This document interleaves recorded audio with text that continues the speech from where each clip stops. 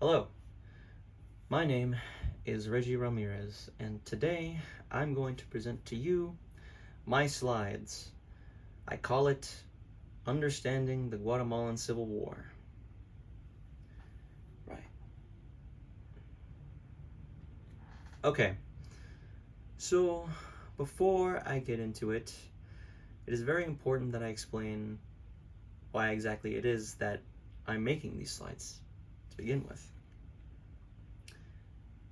The event known as the Guatemalan Civil War was fueled by U.S. intervention driven by Cold War anxieties and corporate interests, and exacerbated the marginalization of the Maya population, and also led to widespread human rights violations.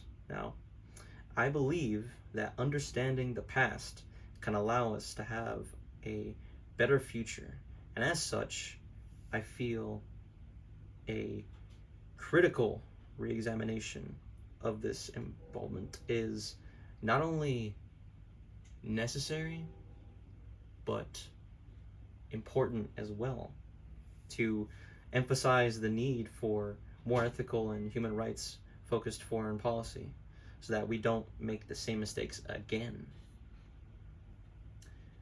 Now, I have many slides, but the points of interest that I will be focusing on are lined up in order on this slide.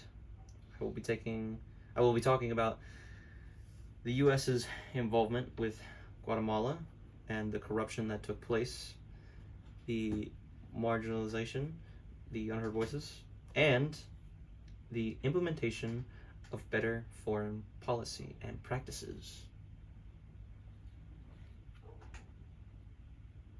Now, moving on to the next slide. United States involvement with Guatemala and corruption. Okay. So, the US would like to have you believe that they are incapable of doing wrong, and that they are the land of the free and home of the brave, the good guys, the heroes, right? Well, we should really put an emphasis on the word believe, because in actuality, the US has done some pretty horrible things, and their involvement with Guatemala is just one of a very, very long list of misdeeds. So, in 1954, the American CIA led a coup to overthrow the at then current time president, Jacobo Arbenz. Now, this intervention was launched for several reasons, such as the US thinking that the president held communistic ideals simply because he had enforced agricultural norms. The United States owned the United Fruit Company, which specialized in the distribution and production of bananas.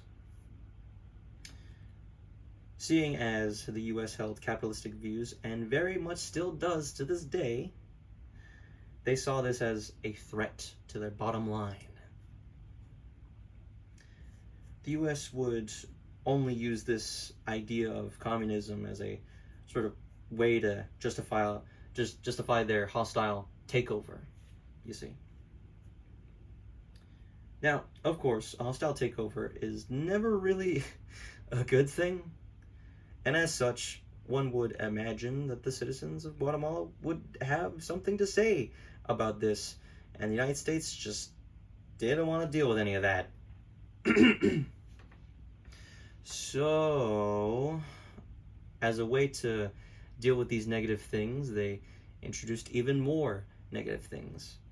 Now, what I mean by that is, well, the CIA launched an Operation PB Success, which would spread propaganda, apply psychological warfare, and make it seem as if there was resistance against Arbenz's rule. This selfish act of overthrowing Arbenz would create a long-lasting negative consequence for Guatemala as a whole, including such things as political instability, repression, and of course, The Guatemalan Civil War. The tension and stress only continued as time went on, right? And realistically, all of this could have been avoided if, the US just didn't decide to cause a hostile takeover because of greed, and a proper deal could have realistically been struck between the two parties. All right, next slide. Marginalization, the unheard voices.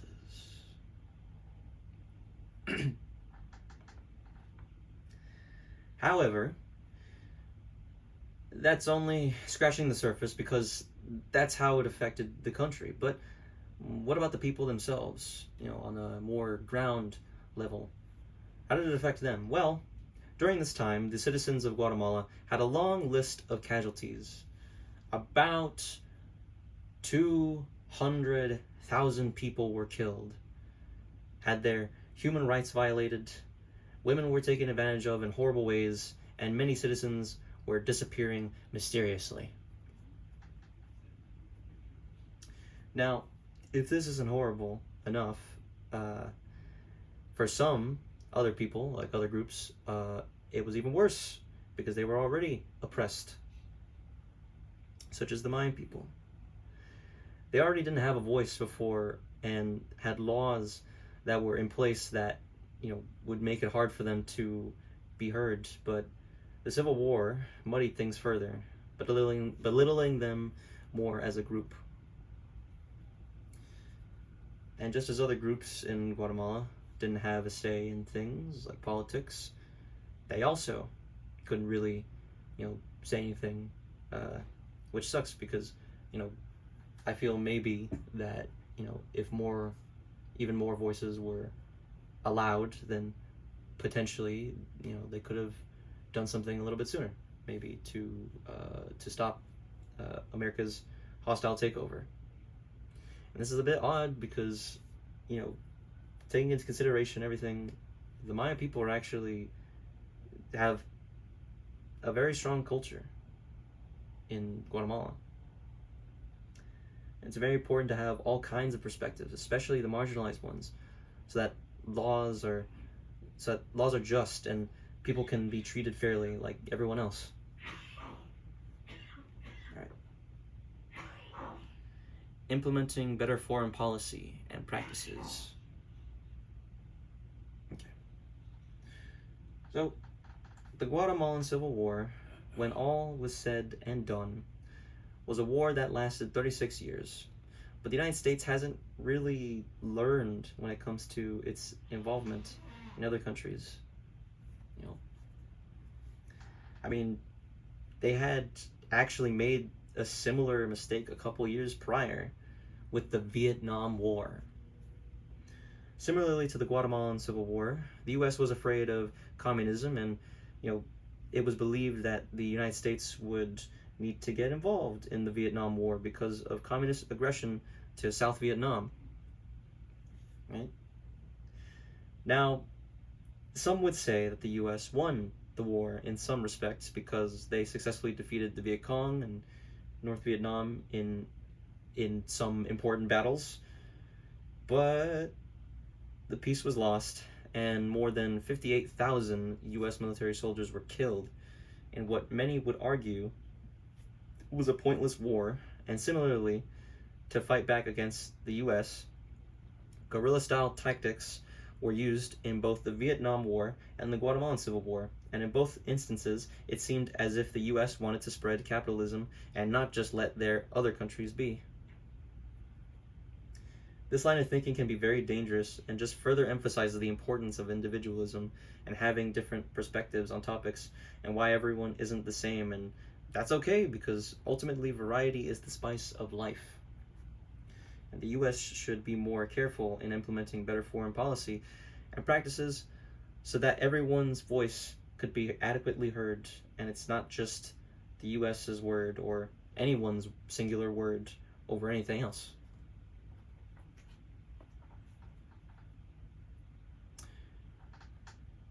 In conclusion, the Guatemalan Civil War was caused by the U.S.'s intervention, which came out as a response to communist anxieties and also overhaul of capitalistic gain.